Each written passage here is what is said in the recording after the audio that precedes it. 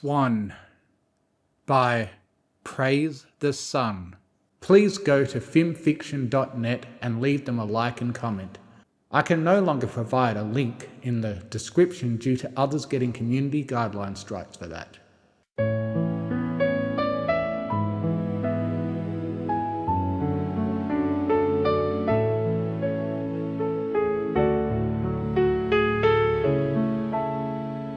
The late afternoon sun bathed the Canterlot Royal Gardens in a warm gold, stretching shadows long across the stone paths and painting the sky in soft orange and violet.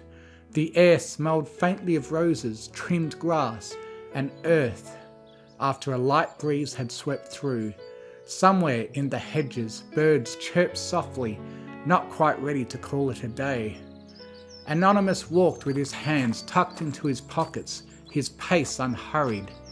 His shirt shifted slightly with every step, his shoes crunching the gravel beneath. He wasn't talking. He really did during these kinds of walks. Beside him walked Princess Celestia, as tall, graceful and quiet as she always was. Her long legs moved in practiced steps, light and soundless on the path. Her mane flowed in its eternal breeze, catching the golden light in its shimmering strands of violet, blue and pink. She was calm, like a reflection on still water. They had been walking together for a while. No guards, no nobles, no crowd, just the two of them. Celestia broke the silence first. Her voice was like silk smooth with leisure slowness. "This part of the garden is my favourite," she said. "Most never make it this far. Even many of the castle staff forget it's here." Anonymous looked around. The hedges grew taller on his side. The statues were fewer and the flower beds wilder and less arranged, making it all feel more natural. It felt quieter here, like the garden itself was holding its breath. "Yeah," he said, glancing towards the trees. "Definitely feels different. Not bad though. Peaceful." Celestia smiled at his words. "That is why I come here. When my duties allow, I often find clarity among the trees." He looked at her out of the corner of his eye. "And here I thought you just wanted to show me more flowers." "I could have shown you 1,000 roses," she replied with a gentle chuckle, "but this spot, it has something more important." Anonymous didn't ask what she meant. He had learned to let her words hang when she spoke like that. Sometimes she explained, sometimes she didn't. It was something Celestia does often, but he doesn't mind. The path curved slightly, opening into a small clearing around a pond. Lily pads dotted the water's surface. Cattails swayed at the edge. A stone bench sat beneath a willow tree, moss growing around its base. And near the centre of the pond, gliding without effort, was a white swan. Celestia noticed it first. "Ah, one of the few swans that remain year-round. They're quite particular about where they stay." Anonymous stopped walking. His gaze followed the swan as it moved slowly across the pond, cutting through the still water like it was painting a line. Its feathers gleamed in the evening light. He stood there, watching. Celestia remained beside him, but said nothing. "You know," he murmured eventually, "you kind of remind me of a swan."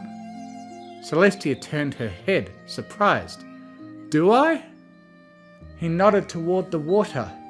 "You walk similar like them, all smooth and graceful, and you always keep your head up. You've got that tail, glowy thing going on, and your mane. Yeah, you're practically a magical swan." Celestia blinked, then let out a soft, melodic laugh. "I've been called many things, but never that."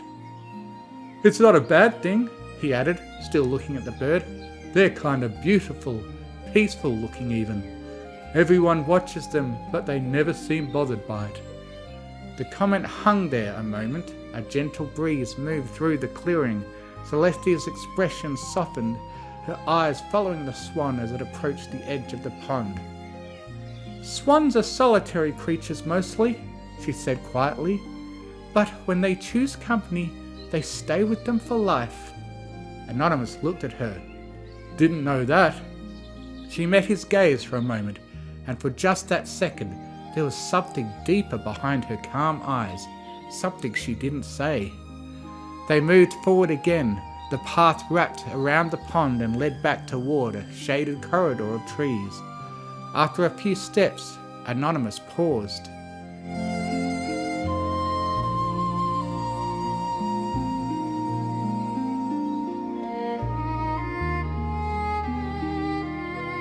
There was a soft of something moving behind him. He turned. The swan had left the water. It waddled up the grass, slowly trailing behind him. "You've got to be kidding me," he muttered. Celestia turned as well. Her brow rose slightly. "It appears you've made an impression." He looked at her. "You said they don't get close to just anyone." "They don't," she replied. The swan continued following, unbothered, its head slightly tilted as if it had somewhere to be, and that place was directly behind him. Anonymous kept walking, so did the swan. "It's still following me." Celestia's expression shifted to one of quiet amusement. "Indeed it is." "Okay, now I'm starting to feel judged." "Perhaps it sees something in you," Celestia said, voice softer now. "Or perhaps it simply enjoys your presence." He glanced at her. "That why you keep following me, hmm?" Celestia stopped walking.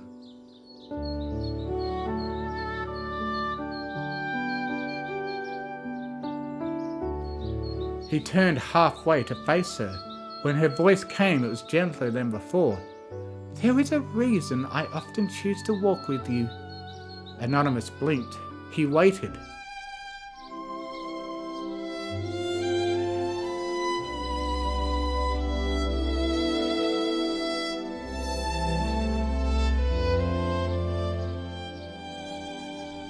"You are not loud," she said. "You do not try to impress. You do not ask for anything. And yet, when I am beside you, I feel lighter."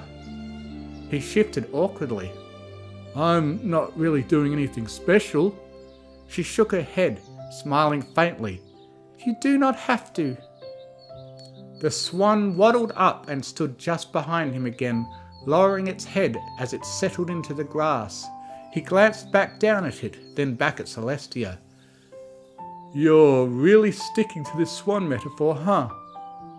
She chuckled. "It was your comparison, not mine." "Well, now there's two graceful creatures following me," he muttered. "Not sure what to do with that." Celestia stepped a little closer. The tip of her wing brushed his shoulder, light as a breeze. "You don't need to do anything," she said. "Just let it happen." He looked at her, then at the swan. It had laid down completely now, perfectly content, as if it had made its choice. "We're really doing this?" he asked quietly. Celestia smiled, and the way the light hit her, it made her glow. "We already are." They turned to sit down on a patch of grass and sat there in silence, the sun dipping further behind the castle spires. A hush fell over the garden. The birds had quieted and the breeze slowed. Celestia had her head on top of Anonymous while he scooted closer to her body and leaning into it, shifting slightly to get comfortable. The swan, still laying on the grass with eyes closed, let out a soft, pleasant snort. After a while, Celestia rose and turned to begin walking back toward the castle. Anonymous followed. And behind him, the swan waddled along, calm, steady and sure.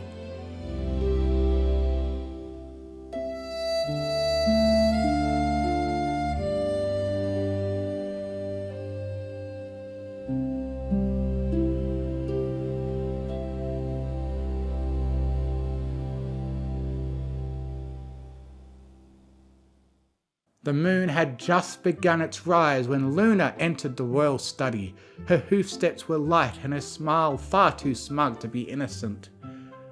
Celestia looked up from the scroll she was reading. "Good evening, Luna." Good evening, sister, Luna returned, voice lifting with exaggerated sweetness. Enjoy your daily walk to the royal gardens today? Celestia raised an eyebrow. I did, yes. The gardens were peaceful.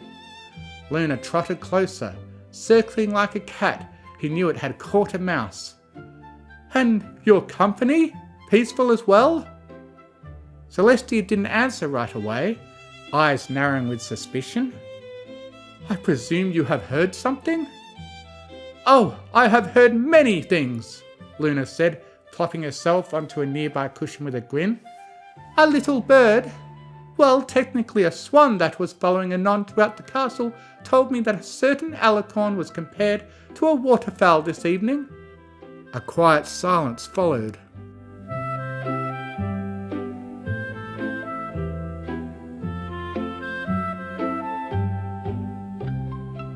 Celestia returned to her scroll. It was a passing remark, nothing more. Luna smirked. Oh, no. The swan said that Anon mentioned you reminded him of its species, tall, elegant, graceful, and fond of following him. Celestia set her scroll down. Are you here to make fun of me, or is there a purpose to this visit? Luna grinned wider. Both. Celestia let out a long sigh. I must admit, Luna said, reclining in her hooves like a dramatic actress, I've always seen you as more of a heron, or perhaps a flamingo on a tired day. Luna? But now I must adjust, our wise and noble sister, Royal Swan of Equestria. Celestia said nothing, calm as ever, but with a flick of her wings sent a cushion flying directly into Luna's face. It bounced off harmlessly. Luna laughed. Tease all you like, Celestia said as she stood up and turned to leave, but I'm not the only royal swan who enjoys walking beside him. Luna's grin faltered a little. Celestia paused at the door, looking back over her shoulder. Oh, and Luna, she added with a soft, knowing smile, swans made for life. And with that, she stepped out, leaving Luna sitting in stunned silence, cushion still at her hooves. She's in love? Luna muttered, blinking. By the stars, she means it. She sat there a moment longer, then slowly narrowed her eyes at the door. Well then, two can play this game.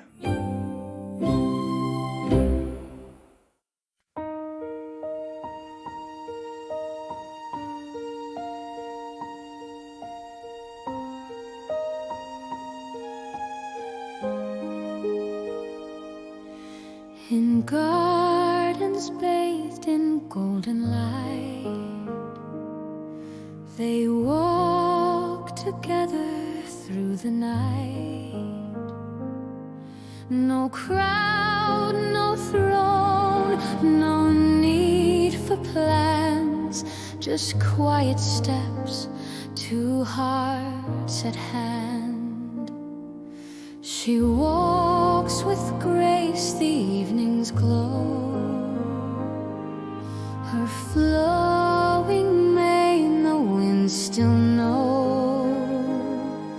He sees her come, her beauty drawn, and whispers, you remind me of a swan. Grace of a swan, tall and free, calm as the water, strong as the sea, following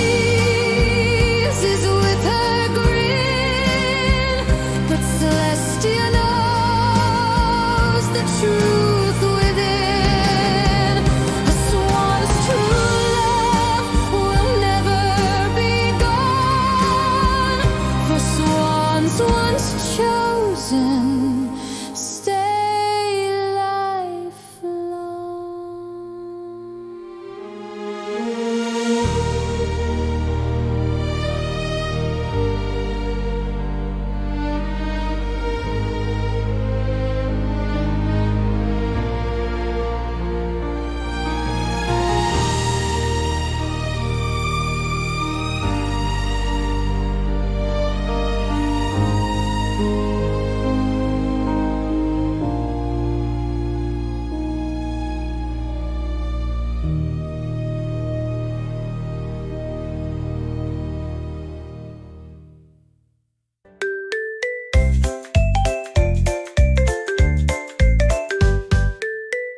the Mystery Pony Fiction channel. Also available as a podcast on Spotify. And Izzy Moonbow is best pony, by the way. Fiction. Bro, hoof, comment, subscribe.